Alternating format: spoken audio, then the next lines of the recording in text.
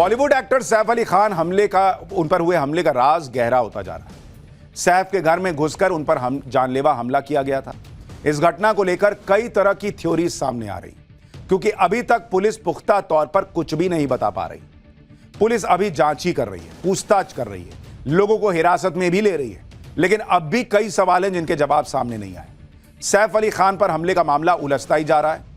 जैसे अगर आप देखें, पुलिस ने एक आरोपी को पकड़ा, बाद में वो आरोपी निकला ही नहीं। मेड ने बताया कि आरोपी ने हेक्सा ब्लेड से हमला किया था। हेक्सा ब्लेड वैसे नुकीला रहता है, ऐसे आरी जैसा काटने के लिए। बाद में सैफ के शरीर से वेजिटेबल नाइफ का टुकड़ा मिला जिससे सब्जी काटते हैं। यह डिफरेंस कैसे है?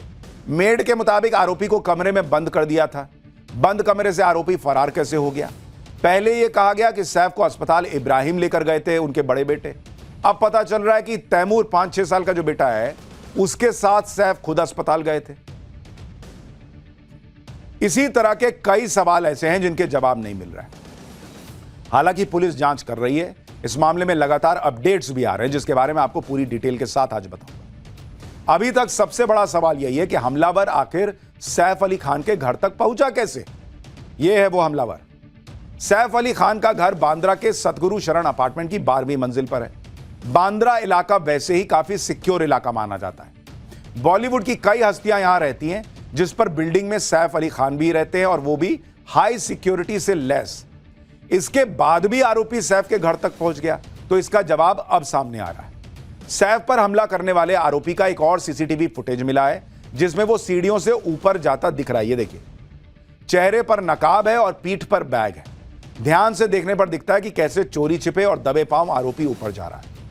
हमलावर रात 1:37 पर अंदर आया और रात 2:33 पर फरार हुआ।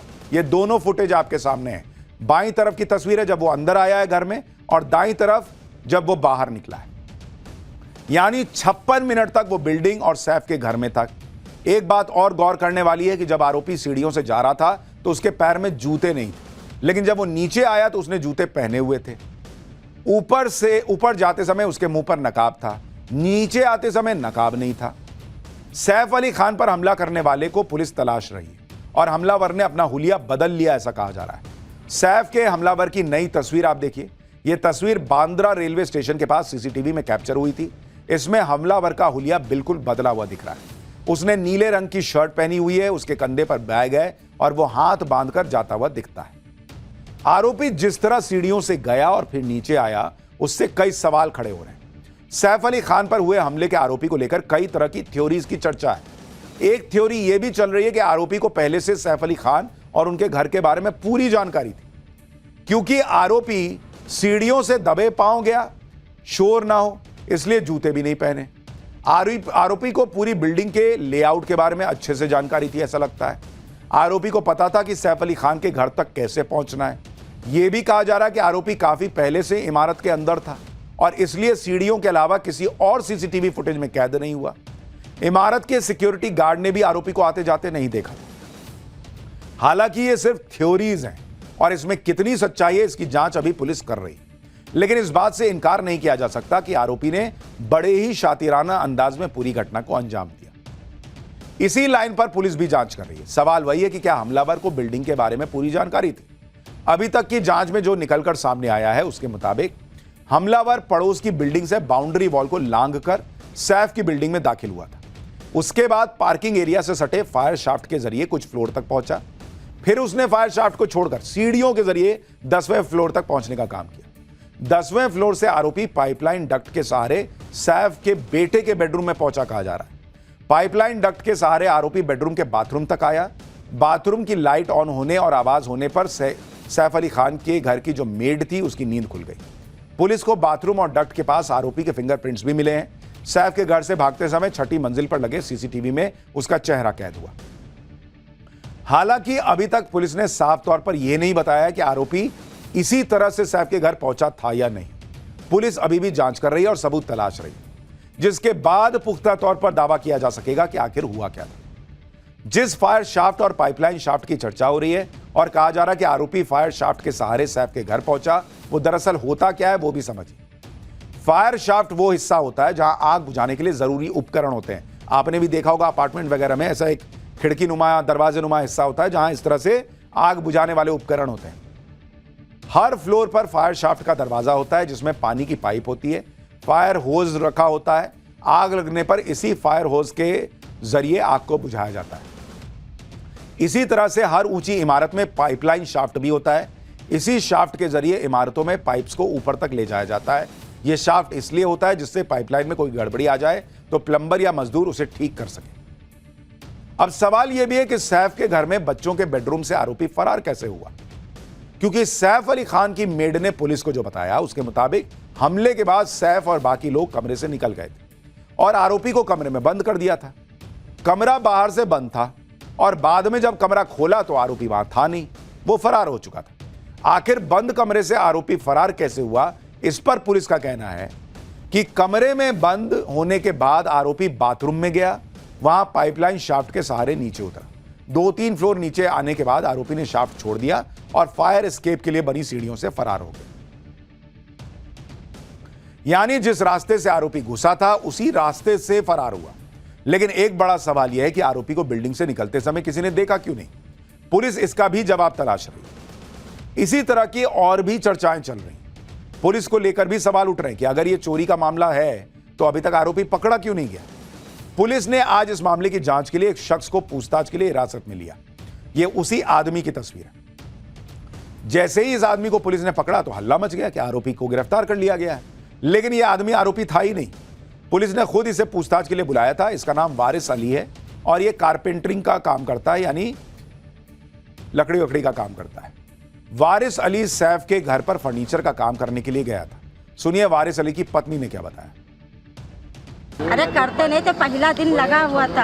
काम चालू किया था पहला दिन, उसी दिन काम चालू किए थे। तो फिर मेरे आदमी उठ के चले गए, तो फिर वो पुलिस के साथ में मतलब वहाँ से मिले थे। पुलिस उनके घर से लिए बात सिर्फ पूछताछ के लिए लिए गए, बस और कुछ। अब क्या बोला, आप अंदर गए मिलने मुलाकात मैं मिलने के लिए गए। मैं बोली मेरे हस्बैंड से मिल लेने दीजिए, खाली मेरे को दूर से शक्ल दिखा दीजिए। तो बोले पूछताछ चालू है, अभी मिल नहीं सकते, आप लोग घर जाइए, आज ऊपर से ऑर्डर आएगा तो छोड़ देंगे। यानी वारिस अली सैफ अली खान के घर पर काम करने के लिए गया था। बिल्डिंग में मजदूरों का आना जाना लगा रहता था। इसी को लेकर एक और थ्योरी की चर्चा चल रही है। कयास लगाए जा रहे हैं कि हो सकता है कि आपसी दुश्मनी का मामला हो। कहा यह भी जा रहा है कि बिल्डिंग परिसर में कुछ दिनों से काम चल रहा था। सैफ अली खान की किसी मजदूर से कुछ बहस भी हुई थी। हो सकता है उसी मजदूर ने घटना को अंजाम दिया हो। सीसीटीवी में घटना के 2 घंटे पहले बिल्डिंग में बाहर से कोई अंदर जाता हुआ हालांकि नहीं दिखा। पुलिस इस एंगल से भी जांच कर रही है और बिल्डिंग में काम करने वाले लोगों से भी पूछताछ की गई है। सैफ के घर में काम करने वालों से भी पूछताछ हुई है। हमलावर ने सैफ अली खान पर चाकुओं से हमला किया था, जिसमें सैफ अली खान को 6 जख्म लगे। हमलावर ने सैफ अली खान को पूरी ताकत से चाकू मारा। सैफ के गले में लंबा घाव हुआ। उनकी पीठ में चाकू घोंप दिया था, जिससे चाकू का 2.5 इंच का हिस्सा टूटकर सैफ अली खान के शरीर में फंस गया था। उस चाकू की तस्वीर देखिए बॉस, इतना हिस्सा सैफ अली खान के शरीर से निकला है चाकू का, जिसे लीलावती अस्पताल के डॉक्टर्स ने निकाला।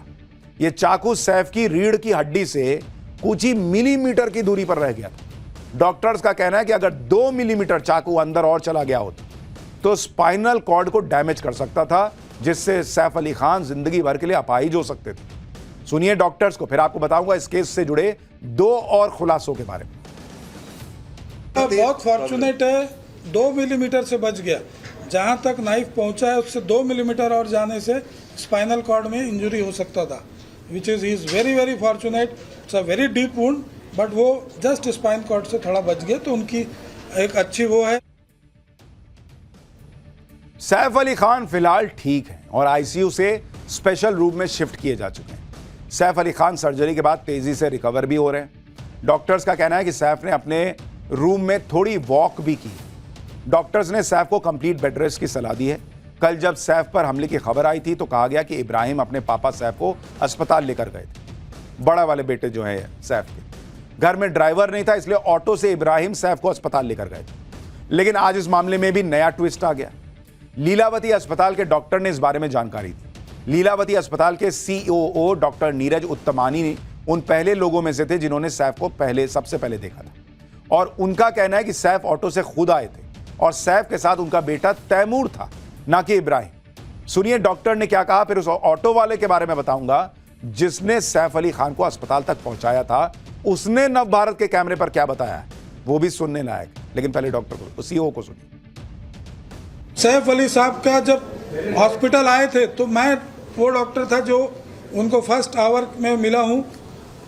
पूरा उनका उसमें ब्लड था, but he walked in like a lion and only with his small child, that is 6-7 साल का उनका जो लड़का है, तैमूर है शायद उसका नाम, हाँ, उसके साथ वो वॉक इन किए हैं with so much of this. He is a real hero that way. हमले में घायल सैफ अली खान अपने बेटे तैमूर का हाथ पकड़कर खुद बाहर आए थे, कहा गया। उनके साथ 3-4 लोग भी थे जो हाउस स्टाफ थे।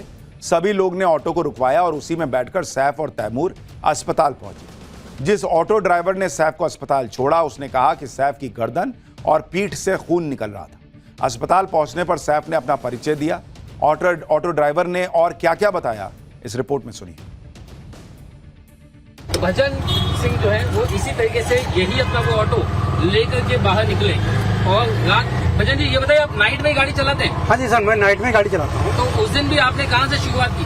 मैं ऐसे चाइना गेट से लेफ्ट राइट मार के ऐसे गली में जा रहा था। ऐसे ये रास्ता है। हाँ, ये यहीं पे सब आपको हाँ, ये जो है ये घर आ गया। ये इस गेट पे जैसे मैं वहाँ कॉर्नर पे गाड़ी रुकाया, हाँ। उधर से लेडी भाग के आ रही है तो इधर से भी आवाज आ रहा था। गाड़ी मेरा थोड़ा रनिंग में था, यानी स्पीड में था। मैं बता दूं कि ये जो घर है ये सैफ अली खान का घर है, तो ये गेट घर- खुला हुआ था उस वक्त? गेट नहीं खुला था, गेट अंदर से आवाज आ रहा था। तो रिक्शा उधर से एक लेडी भी आ रही थी भागते हुए, तो उसको देख के फिर मैं रुकाया तो बोला गेट पे लगाओ, गेट पे। वो रिक्शा पे बैठी नहीं, तो फिर मैं यू टर्न मार के, वो ये कॉर्नर दिख रहा, इससे यू टर्न मार के फिर गाड़ी यहाँ गेट पे लगा दिया। मुझे बताइए ऑटो में कौन कौन बैठे? हाँ, तो बस वो एक सैफ अली खान थे, उसके बाद में एक उनके बच्चा था और एक और कोई जानकार उनके। सैफ अली खान का किस जगह बैठे थे या ये अपना राइट साइड में जो कोना है, ये जो भाषा बैठे हैं, हाँ। इस साइड में बैठे हुए। अच्छा, बीच में कौन बैठा था? बीच में उनका सर लड़का है। जी हाँ, तैमूर? हाँ, तैमूर होगा, नाम से मैं नहीं जान रहा हूँ, लेकिन तस्वीर से आप पहचानते हैं? हाँ, पहचानता हूँ। और फिर उसके साथ में उसके साथ में एक और कोई परिजन थे, वो एक लेफ्ट साइड में बैठे थे कॉर्नर में। बीच में बच्चा बैठा था, 3 जन थे कुल मिला के।